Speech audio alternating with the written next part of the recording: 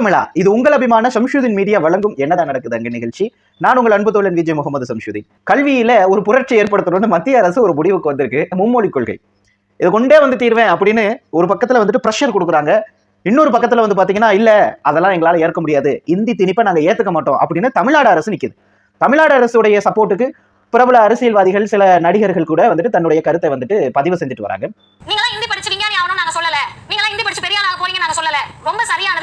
எங்களால இந்தியை ஏற்க முடியாது, இந்தி தெரியாது போடா அப்படிங்கிற மாதிரி இன்னைக்கு ஹேஷ்டாக்லாம் நிறைய இணையதளத்துல பார்க்க முடியுது. ஹிந்தி மக்களின் பார்வைக்கு எப்படி, இன்னைக்கு இதை தான் பேச போறோம். வாங்க வீடியோக்குள்ள போகலாம். நம்ம சேனலை சப்ஸ்கிரைப் பண்ணாம பாக்குறீங்கன்னா தயவு செஞ்சு சப்ஸ்கிரைப் பண்ணிடுங்க.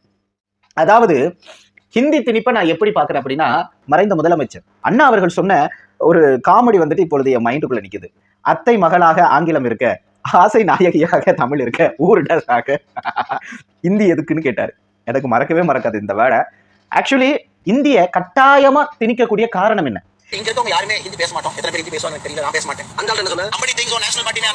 அன்னைக்கு பீரியட் 1965 நினைக்கிறேன். காங்கிரஸ் கூட இதே மாதிரி ஒரு முட்டாள்தனத்தை செய்ய வந்தது. அன்றைய காலகட்டத்தில் கூட இது மாதிரியான புரட்சிகள் வெடிக்கப்பட்டது. இன்னைக்கு காங்கிரஸ் டிஎம்கே எல்லாம் வந்துட்டு ஒன்னா நிக்கிறாங்க. அன்னைக்கு காங்கிரஸ் வந்து தமிழகத்துல ஒரு மாபெரும் ஆதிக்கம் செலுத்தக்கூடிய ஒரு கட்சியா இருந்தது. காங்கிரசினுடைய கை பல மாநிலங்கள்ல பாத்தீங்கன்னா அன்னைக்கு காலகட்டத்தில் ஓங்கி இருந்தது. இன்னைக்கு வெறும் கூட்டணி கட்சியாகவும், அதுவும் ஒரு 10 சீட்டுக்கு 5 சீட்டுக்கு இதுக்கெல்லாம் கூட்டணி வைக்கக்கூடிய அளவுக்கு காங்கிரசினுடைய கை இன்னைக்கு சுருங்கி போச்சு. அன்னைக்கு அப்படி கிடையாது. அந்த காலகட்டத்தில் காங்கிரஸும் இந்தி திணிப்பை கொண்டுட்டு வந்ததுதான். இன்னைக்கு வரைக்குமே இந்தியாவினுடைய தேசிய மொழியாக அதிகாரப்பூர்வமாக ஹிந்தி அறிவிக்கப்படவில்லை. ஹிந்தி வந்துட்டு ஒரு லாங்குவேஜா தான் இன்னைக்கு வைக்கப்படுது. இன்றைக்கும் வந்துட்டு வெளிநாடுகள்ல அதிகமாக பேசப்படுற லாங்குவேஜ் நீங்க பாத்தீங்கன்னா இங்கிலீஷ்க்கு அடுத்து கண்டிப்பா ஹிந்தி தான்.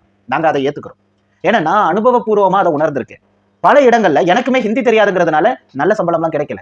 இப்ப கிடைச்ச சம்பளத்துல கூட ஒரு 5000 ரூபாய் எனக்கு கம்மியா கிடைச்சதற்கு காரணம் என்னன்னா எனக்கு ஹிந்தி தெரியாதுங்கிறது தான். ஸோ ஹிந்தி வந்துட்டு ஒரு வேலை கிடைக்க, வெளிநாட்டுல வேலை கிடைக்க ஒரு எலிஜிபிள் கேட்டகரியில இருக்கு. ஸோ ஹிந்தியை வேணான்னு நாங்க சொல்லல, ஆனா ஹிந்தியை திணிக்காதீங்க தான் நாங்க சொல்றோம். உழைப்புக்கு தேவையான போது கத்துக்க போறான், ஆனா இதை நீங்க பண்ணாதான் செய்வன்றதுதான் திணிப்பு. ஐயா சகாயம் கிட்ட ஒரு கேள்வி கேட்டாங்க. எப்ப கேட்டாங்க தெரியுமா? இன்னைக்கு அவர் வந்துட்டு என்ன போஸ்ட்ல இருக்காரு உங்களுக்கு தெரியும். அவர் கலெக்டரா உள்ள வரதுக்கு போது கடைசியில ஒரு இன்டர்வியூ வைப்பாங்க. அந்த இன்டர்வியூல அவங்க பாஸ் ஆனா தான் அவங்க கலெக்டர். அந்த இன்டர்வியூல ஒரு கேள்வி கேட்கறாங்க. என்னன்னு கேட்கறாங்க அப்படின்னா, இது அவரே வந்துட்டு ஒரு இடத்துல பதிவு செஞ்சார். தமிழ்நாடு தமிழ்ச்சங்கத்தினுடைய தென்மண்டல துணை பொதுச் செயலாளரா நான் பதவி ஏற்ற போது அந்த ஆணை படிவத்தை அவர் தான் சென்னையில வந்துட்டு ஒரு விழாவில் வந்து கொடுக்குறாரு எனக்கு. சரிங்களா? அந்த நிகழ்வுல அவர் சொன்னது இது, அவர் சொன்ன கதை இது.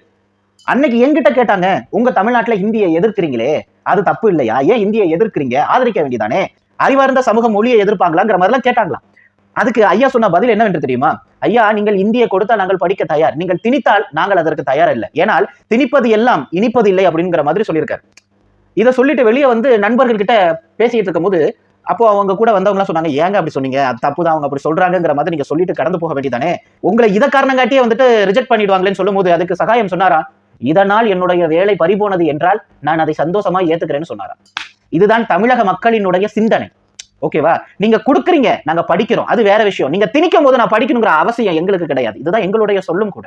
அப்படி கட்டாயப்படுத்தி இவ்வளவு வன்மையா ஒரு மத்திய அரசினுடைய முக்கிய பொறுப்புல இருக்கக்கூடிய ஒரு அமைச்சர், நீங்க ஏத்துக்குங்க, அப்பனா தான் வந்துட்டு நாங்க வந்துட்டு ஃபண்டை உங்களுக்கு கொடுப்போம், இல்லைன்னா அந்த ஃபண்டை வேற மாநிலத்துக்கு கொடுத்துருவோம்னு சொல்றதும், அதற்கு தமிழ்நாட்டிலேயே இருக்கக்கூடிய அதனுடைய கட்சிக்காரர்களை சப்போர்ட் பண்றதும் எல்லாம் நல்லாவா இருக்குங்க இருக்கு? யோசிக்கணும். நீங்க ஏத்துக்குங்கன்னு சொல்லுங்க, அதுக்கு போராட்டம் பண்ணுங்க. ஆனா கல்விக்கு கொடுக்க வேண்டிய அமௌண்ட்டை நீங்க நிறுத்தி வைப்பதற்கான காரணம் என்ன? என்னுடைய கேள்வி அதுதான். இதை சார்ந்து நிறைய யூடியூப்ல வீடியோக்கள் போது பெருந்தலைகள் எல்லாம் பேசுறாங்க. குறிப்பா வந்துட்டு அம்மா தமிழிசை சவுந்தரராஜன் அவர்களே வந்துட்டு டிபேட் ஷோல எல்லாம் பேட்டி கொடுக்குறாங்க. எவ்வளவு வேதனையா இருக்கு தெரியுமா எங்களுக்கு? தமிழிசைன்னு பேரை வச்சுக்கிட்டு இந்திக்கு எதிர்ப்பு தெரிவிக்காம,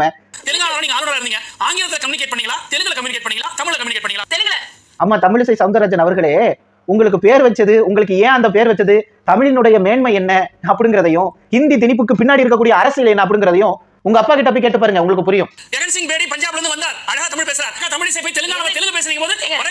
நீங்க தெலுங்கானாவில் வேலை பார்க்கும் போது, ஆளுநரா இருக்கும் போது என்ன லாங்குவேஜ் பேசுனீங்க? இந்தியா பேசுனீங்க, இந்தியா பேசுனீங்க, தெலுங்குல கம்யூனிகேட் பண்ண அந்த லாங்குவேஜ் கத்துக்கிட்டு பேசுனீங்களா இல்லையா?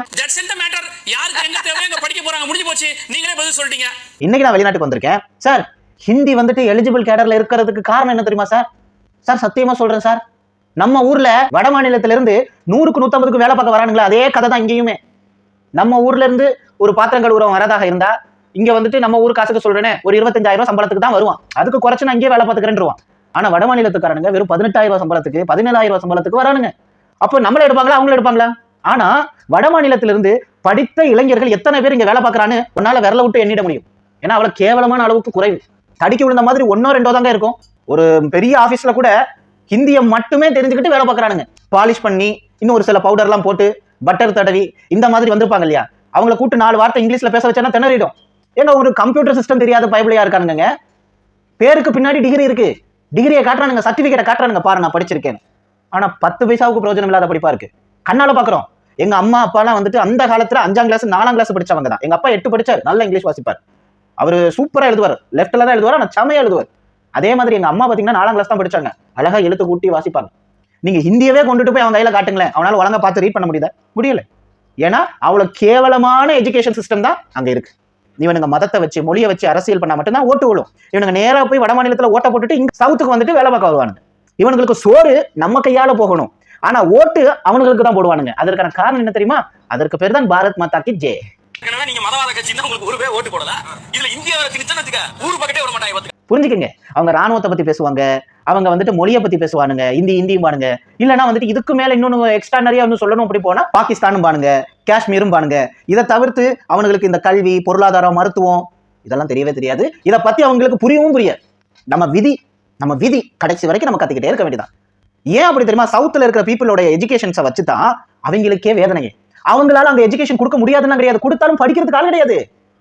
சார் ஒரு ஸ்கூல்ல 10ஆம் கிளாஸ் எடுக்கிறது நீங்க பாத்திருப்பீங்க சார், பழைய வீடியோ. அதாவது 10ஆம் கிளாஸ் பொது தேர்வு இருக்குங்க, அவன் சொந்த பந்தம்லாம் வந்து ஜன்னலுக்கு பின்னாடி இருந்துட்டு பிட்டு பேப்பரை தூக்கி எறிகிறதும் மேலே ஏறி பிட்டை பாஸ் பண்றதெல்லாம் நீங்க பாத்திருப்பீங்க. அவ்வளவு கேவலமான கல்வி தரத்தை கொண்டதுதான் அந்த மாநிலத்தினுடைய தகுதி. இப்ப ரயில்ல பாருங்க எப்படி இடிச்சு சாவுறானுங்க பாருங்க, இடிச்சுக்கிட்டு இன்ஜின்குள்ள ஏறானுங்க.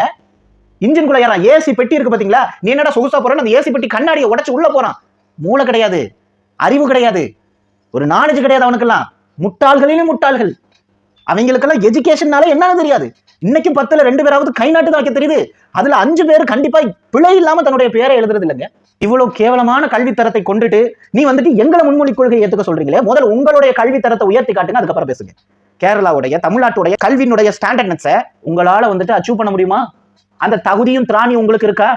இங்க டிஎம்கே ஆண்டாலும் சரி, ஏடிஎம்கே ஆண்டாலும் சரி, இதுக்கு முன்னாடி காங்கிரஸ் ஐயா காமராஜருடைய பீரியட்ல ஆண்டாலும் சரி, இதற்கெல்லாம் ஆசானே அவர் தான். அவர் கொடுத்த இலவச கல்வி தான், அவர் கொடுத்த சிஸ்டம் தான், அவர் எடுத்து வச்ச ஒரு மாபெரும் முயற்சி தான் இன்னைக்கு நம்ம எல்லாம் உட்கார்ந்துகிட்டு இருக்கோம். அவர் இன்னைக்கு உயிரோட இல்ல. ஐயா அவர்களே, நீங்க காமராஜருடைய சிலைக்கு போனீங்கன்னா அவருடைய கால் மாடு எங்க இருக்குதுன்னு பார்த்து கண்ணுல ஒத்திக்கிட்டு போங்க. அப்பமாவது உங்க பகுதியில் இருக்கிற மாணவர்கள் கொஞ்சம் படிப்பாங்களாங்கிறத பார்த்துக்கிட்டோம். அவருடைய ஆசீர்வாதம் கிடைச்சா காமராஜருடைய காலை கொஞ்சம் தொட்டுக்கிட்டு போங்க. வெள்ளை என்பது நிறம்தான், அழகல்ல. அந்த மாதிரியே லாங்குவேஜ், அது இங்கிலீஷா இருக்கட்டும், ஹிந்தியா இருக்கட்டும், அது அறிவல்ல, அது மொழிதான். மொழியா பாருங்க.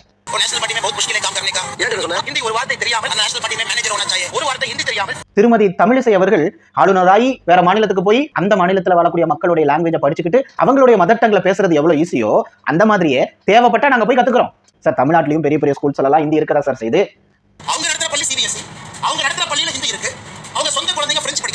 ஹிந்தி இருக்கதா செய்து. முதல்ல நாங்க எதுக்குங்க ஹிந்தி படிக்கணும்? அதுக்கு முதல் பதில் சொல்லுங்க. இன்னைக்கு ஹிந்தி படிக்க சொல்லுவீங்க, நாளைக்கு சமஸ்கிருதம் படிக்க சொல்லுவீங்க, அடுத்தது பெட்ரூம்குள்ள வந்துட்டு ஒரு புள்ள போதும்பீங்க. எல்லாத்தையும் நாங்க கேட்டுட்டு இருக்கணுமா? அடுத்தது சாமியாருக்குள்ள வருவீங்க, இந்த கடவுள் இருக்கக்கூடாது, இந்த கடவுளை தான் கும்பிடணும். உங்க இஷ்டத்துக்கு தான் நாங்க எல்லாத்தையுமே பண்ணணுமா? நாங்க உங்க இஷ்டத்துப்படி தான் நடக்கணுமா?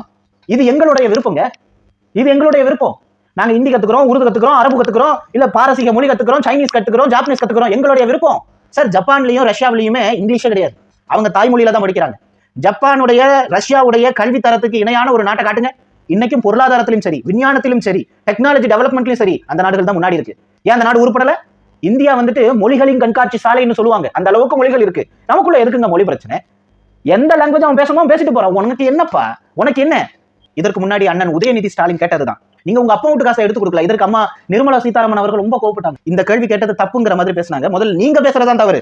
நாங்க ஒன்னும் பிச்சை எடுக்கல உங்ககிட்ட வந்து, அம்மா தாயே காசு போடுங்க காசு போடுங்க. நாங்க ஒன்னும் பிச்சை எடுக்க வரல, நாங்க ஒன்னும் பெக்கர்ஸ் இல்ல. நாங்க கெட்ட வரி பணம். ஒரு பாக்கெட்ல அது தம்மா துண்டு பொருளா இருக்கட்டும், இல்ல எவ்வளவு பெரிய பொருளா இருக்கட்டும், அதுல என்னென்ன வரி கேட்கறீங்க? அதுல கல்வி வரி இருக்குல்ல, அப்ப நாங்க கல்வி வரி கொடுக்குறோம்ல, அப்ப எங்களுக்கு அந்த அமௌண்ட் தரணும்ல. அப்ப இப்படி ஒண்ணு செய்யுங்க. தமிழ்நாடு முன்மொழி கொள்கை ஏற்கும் வரை நாங்கள் வரி வாங்க மாட்டோம்னு சொல்லுங்க. அப்ப நான் வேற ஏதாவது பேசிடுறேன். வேணாம், நாகரிகமா பேசணும். அந்த யூடியூப் சேனல் முடக்கப்படும். எதுக்கு? நம்மளுக்கே நம்ம வீடியோ ஒரு 300 150 பேர் பாக்குறாங்க, அதுல போட்டுக்கிட்டு நம்ம எதிர்க்கான. ஆனா நான் உண்மையை சொல்லிடுறப்பா, முன்மொழி கொள்கைக்கு நீங்க ஒத்துக்கிட்டாதான் அமௌண்ட் தரும்னு சொல்றவங்க, முன்மொழி கொள்கையை ஏத்துக்கிட்டாதான் உங்ககிட்ட இருந்து வரி வாங்குவோம்னு சொல்லுங்க. நீங்க உண்மையாவே சோத்துல உப்பு போட்டு தான் திங்கிறீங்கிறத நாங்க ஏத்துக்கிறோம். ஓகேவா? இதுதான் சூப்பர். இதுதான் நான் வந்துட்டு தமிழ்லையே கொடுக்க போறேன். அந்த திராணி இருக்கா உங்களுக்கு? தமிழ்நாட்டு மக்கள் கிட்ட இருந்து உங்களுக்கு வரி பணம் மட்டும் வேணும், ஆனா இங்க வெள்ளம் வரும்போதும் சரி இல்ல இந்த மாதிரி விஷயத்திலும் சரி எங்களுக்கு ஒன்றும் கொடுக்க மாட்டீங்க. நீங்க பட்ஜெட் தாக்கல் பண்ணும்போது கூட எங்களுக்கு எந்த ஒரு நிதியும் ஒதுக்க மாட்டீங்க. நாங்க உங்களுக்கு கொடுக்குற ஜிஎஸ்டில நீங்க எங்களுக்கு திருப்பி எவ்வளவு கொடுக்குறீங்க? அப்ப எங்களை பார்த்தா இந்த இடத்துல ஏதாவது இழிச்சவாயன்னு எழுதி ஒட்டி இருக்கா? என்னுடைய கேள்வி அதுதான். இங்க ஏதாவது இழிச்சவாய அப்படின்னு எழுதி ஒட்டி இருக்கா? ஆனா நீங்க எந்த தைரியத்துல அம்மா, நீங்க எந்த தைரியத்துல இங்கேயும் ஆட்சி புரியணும் இங்கேயும் ஆட்சிக்கு வந்து உட்காரணுங்கிறீங்க? ஒரு காலகட்டத்துல ஜெய் ஸ்ரீராம் சொல்லிட்டு அரசியல் பண்ணீங்க, இன்னைக்கு ஓம் முருகான அரசியல் பண்றீங்க. சும்மா கடந்த சங்க ஊதி கெடுத்த மாதிரியே திருப்பரங்குன்றம் கதையை ஊதி கெடுத்தீங்க. எதற்காக? தமிழ்நாட்டில் நம்ம வந்துட்டு மத அரசியலை கொண்டுட்டு வர மறுபடியும் சொல்றேன் கேட்டுக்கங்க. நீங்க திமுகவுக்கு ஓட்டு போடுங்க, அதிமுகவுக்கு ஓட்டு போடுங்க, இல்ல வேற யாருக்கு ஓட்டு போடுங்க. ஆனா நீங்க பிஜேபிக்கு ஓட்டு போட்டீங்கன்னா கோவில்கள் அர்ச்சனை கரெக்டா நடக்குமே தவிர நாட்டுல பிரச்சனைக்கு தடையே கிடையாது. ஏன்னா அதுக்கு இது ஒரு எடுத்துக்காட்டுப்பா. படிப்பறிவு இல்லாதனால தானே ஏசி கோச்சில் வந்துட்டு கண்ணாடியை உடைச்சிட்டு உள்ள ஓடுறான். 10ஆம் வகுப்பு பொது தேர்வுல வந்துட்டு பிட் அடிக்கிறான். இன்னும் எவ்வளவு கேவலமா நடக்குது வட மாநிலத்துல, நார்த் இந்தியன்ஸ்ல. உங்களுக்கு தெரியுமா இல்லையா? நீங்க பாக்குறீங்களா இல்லையா? நம்ம பாக்குறோமா இல்லையா? சொல்லுங்க பார்க்கலாம். ஒரு உயர்ந்த மாநிலம் அது. அள்ளி அள்ளி கொடுக்குறீங்க, ஃபண்டை இறக்கிறீங்க. அது உண்மையா போய் சேருதோ சேரலையோ ஆண்டவனுக்கு தான் வெளிச்சம். கொடுக்குறீங்க, உருப்படுது அந்த மண்ணு. எவ்வளவு கொடுத்தீங்க இந்த மண்ணுக்கு? பேசிட முடியுமா தமிழ்நாட்டினுடைய தகுதியை பத்தி, தமிழ்நாட்டினுடைய தரத்தை பத்தி? இங்க எந்த ஆட்சி வாழ்ந்தாலும் சரி நாங்க நல்லா தான் இருந்திருக்கோம். உங்க மண்ணுல இருக்கிற அளவுக்கு இந்த மண்ணுல ஜாதி கலவரம் இல்லாம இல்ல. உங்க மண்ணுல இருக்கிற அளவுக்கு பிரச்சனைகள் எங்க மண்ணுல இல்ல. முடிஞ்சா நீங்க இங்க வந்து எங்க அரசியல்வாதிகள் கிட்ட கொஞ்சம் படிச்சுட்டு போங்க.